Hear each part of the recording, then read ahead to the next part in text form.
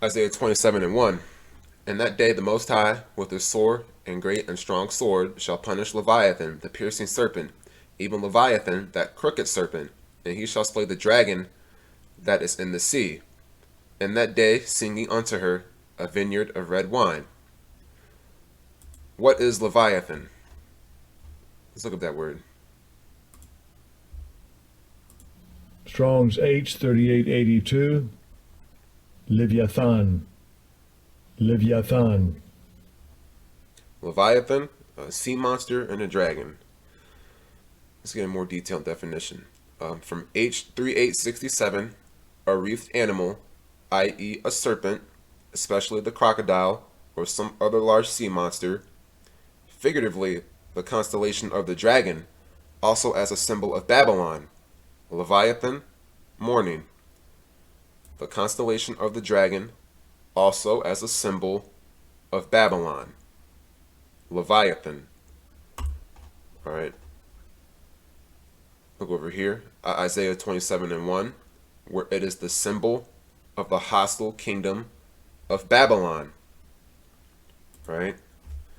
Babylon is also synonymous with the United States of America, aka in Revelation 17, and Revelation 18 is known as Babylon the Great, which is also called Egypt, Rome, and it's also referred to as the Red Dragon, which I'm going to get to that shortly. All right, let's get Psalm 74, and we'll go down to verse 13.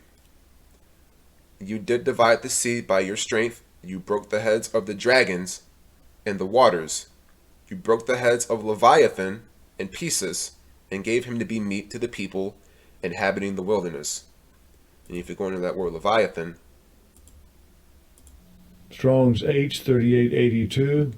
it's pretty much the same Leviathan. thing. Pretty much the same definition for it. All right. Let's look up the word head, the heads of the dragons. Now let's look at that word. Strong's H7218. Ramath Negev. Ramath Negev. Second entry. Rosh. Rosh. All right, let's get some more definitions for it. The head, the top, summit, upper part, chief, total, sum, height, front, beginning. The head of man, animals, top, tip of a mountain, the height of stars, the chief, head of man, city, nation, place, family, and priest, the head, the front, beginning, the chief, choicest, best, head, division, company, band, and sum. In this case, it's talking about letter D, the chief, the heads of man, city, nation, place, family, and priest. More specifically, it's talking about the nations, the heads of Leviathan, the nations that are in cahoots with Leviathan or America. Let's get Revelation chapter 12. And there appeared another wonder in heaven, and behold, a great dragon, having 7 heads and 10 horns, and 7 crowns upon his heads. And his tail drew the third part of the stars of heaven, and did cast them to the earth. And the dragon stood before the woman, which was ready to be delivered, for to devour her child as soon as it was born. The great red dragon, having 7 heads and 10 horns, that's synonymous with the European Union and NATO, right? The countries that are in cahoots with Babylon the Great or America in regards to foreign affairs and foreign relations, right? Let's get Revelation 17. All right. And there came one of the 7 angels which had the 7 vials, and talked with me, saying unto me, Come hither, I will show unto you the judgment of the great whore that sits upon many waters, with whom the kings of the earth have committed fornication, and the inhabitants of the earth have been made drunk with the wine of her fornication. So he carried me away in the spirit into the wilderness, and I saw a woman sit upon a scarlet-colored beast, full of names of blasphemy, having 7 heads and 10 horns. And the woman was arrayed in purple and scarlet color, and decked with gold and precious stones and pearls, having a golden cup in her hand full of abominations and filthiness of her fornication. And upon her forehead was a name written, Mystery Babylon the Great, the mother of harlots and abominations of the earth. I'm going to hop over to verse 2. With whom the kings of the earth have committed fornication, and the inhabitants of the earth have been made drunk with the wine of her fornication. I'm going to stop right there. All right. The wine, in this case, is, symbolic of the philosophies and the wicked lifestyles that America pushes, like feminism, faggot shit, New Age enlightenment, evolution, and other luminous beliefs, celebrity whoredom, so on and so forth. The list goes on. All right. And even after all that, America's the greatest hub of business and trading in the entire world. I mean, countries rely on the U.S. dollar for means of foreign exchanges for many resources and materials like oil, wheat, metals, and many other items. All right. As of now, countries are seeing America's downturn in regards to its currency, and they're flocking over towards the Chinese currency. I think it's called the yuan. I think Saudi Arabia was in talks of abandoning the U.S. dollar for the yuan. All right. All right. The moment you see countries backing away from the U.S. dollar, the less value it'll hold. All right. Even America's not even helping its own cause neither, and trying to keep the dollar afloat. Actually, they're really trying to get rid of it to promote digital currency. All right. And they've been doing it heavy, especially during the pandemic where they were handing out free money like candy. All right. And given the fact that America's currency is not backed by any form of gold and silver, they're gonna go digital with it. I mean, it's only a matter of time. I mean, I expect the currency to collapse within I say like the next year or so, right? So overall, I mean, America or Babylon the Great, they have a really nasty history if you look really deep and down. All right, if you really look deep and down, I mean, America,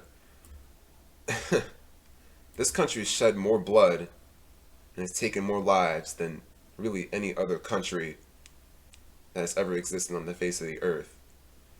All right, and who runs this country? All right, y'all know what I'm talking about. But if y'all don't know, if you're new to it, Esau, Edom, the so-called white man, they rule this country by the sword.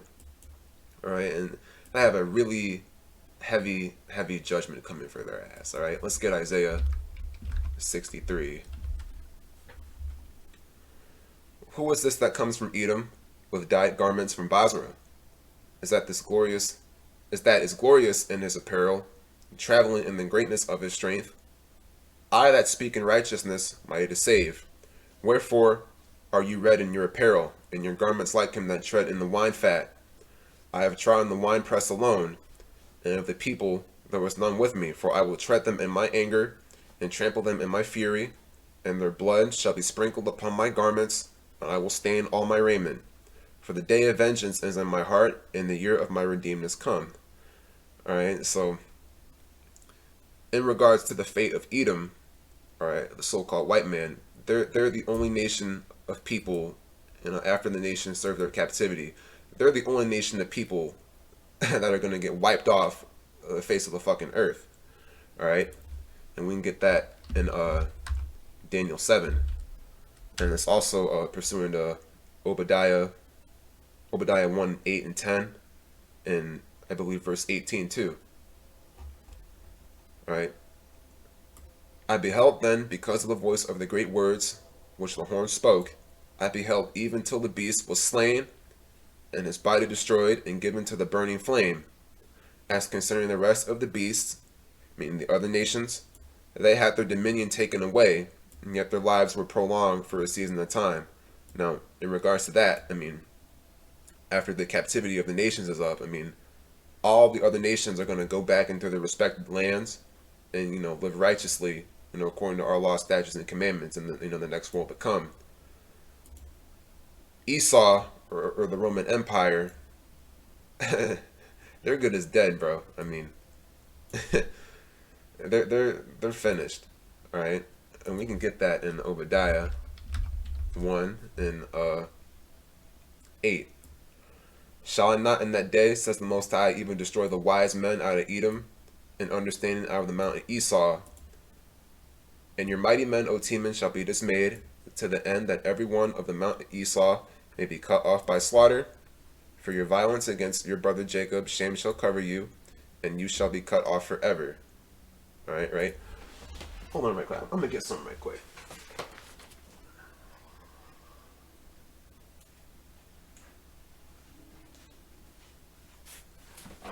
To prove this, I have the in my hands the Zondervan dictionary, and if you have a dictionary, and if you look up that word Edom in the Zondervan dictionary, I'm trying to get it right now. It's the last paragraph. All right, let me read it. It says Edom figures prominently in the prophetic scriptures as the scene of great future judgments. See notably Isaiah 34 and 5 and 6, and Isaiah 63 and 1. I just read that a couple minutes ago. She is the only neighbor of the Israelites who was not given any promise of mercy from God. So right then and there, all right. Even their own scholars are admitting their fate. All right. And Esau's system, Babylon the Great, is going to fall literally within an hour when Yahushua and the angels come back. All right. This place is going to be purified with fire. I mean, let's get Revelation 18 and 1. And after these things, I saw another angel come down from heaven, having great power, and the earth was lightened with his glory. And he cried mightily with a strong voice, saying, Babylon the Great is fallen, and is become the habitation of devils, and the hold of every foul spirit, and a cage of every unclean and hateful bird. For all nations have drunk of the wine of the wrath of her fornication, and the kings of the earth have committed fornication with her, and the merchants of the earth are waxed rich through the abundance of her delicacies. I'm going to jump down to verse 9. All right. And the kings of the earth who have committed fornication and live deliciously with her shall bewail her and lament for her when they shall see the smoke of her burning. All right. Verse 11. And the merchants of the earth shall weep and mourn over her, for no man buys their merchandise anymore. The merchandise of gold and silver and precious stones and of pearls and fine linen and purple and silk and scarlet and all dining wood, and all manner vessels of ivory, and all manner vessels of most precious wood, and of brass, and iron, and marble, and cinnamon, and odors, and ointments, and frankincense, and wine, and oil, and fine flour, and wheat, and beasts, and sheep, and horses, and chariots, and slaves, and souls of men. I'm going to jump down to verse 17. For in 1 hour so great riches has come to naught, and every shipmaster, and all the company, and ships, and sailors, and as many as trade by sea stood afar off and cried when they saw the smoke of her burning, saying, What city is like unto this great city? All right, I'm going to stop right there. All right. So that's the fate, and that's the judgment of America and the people who rule it. Once America gets destroyed, the rulers, the elite of Edom, they're hopping straight into slavery. All right. They're going straight into slavery for their 1,000-year period, and all the other nations that are in cahoots with Esau, Edom. All right, we can get that in Isaiah 24. And we go to verse 21. And it shall come to pass in that day that the Most High shall punish the hosts of the high ones that are on high, and the kings of the earth upon the earth, and they shall be gathered together as prisoners are gathered in the pit, and shall be shut up in the prison, and after many days shall they be visited. Let's look at that word visited.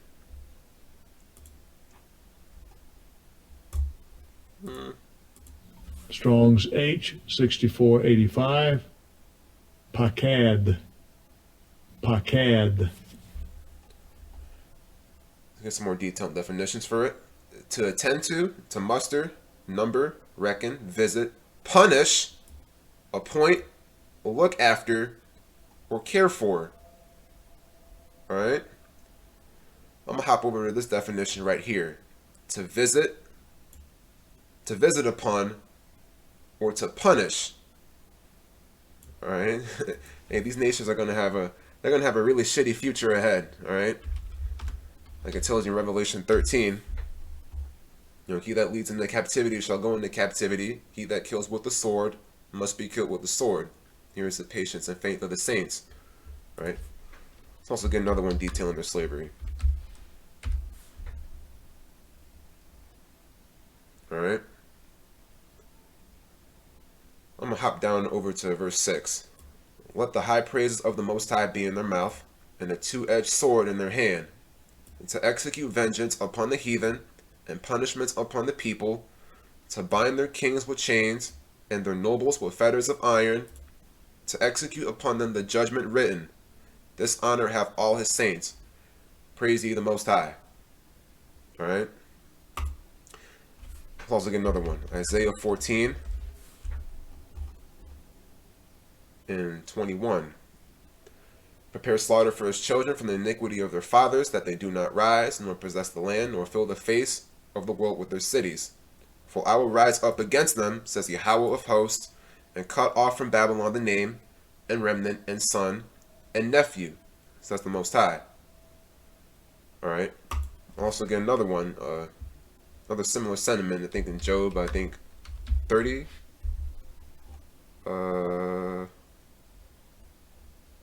Let me find it right quick.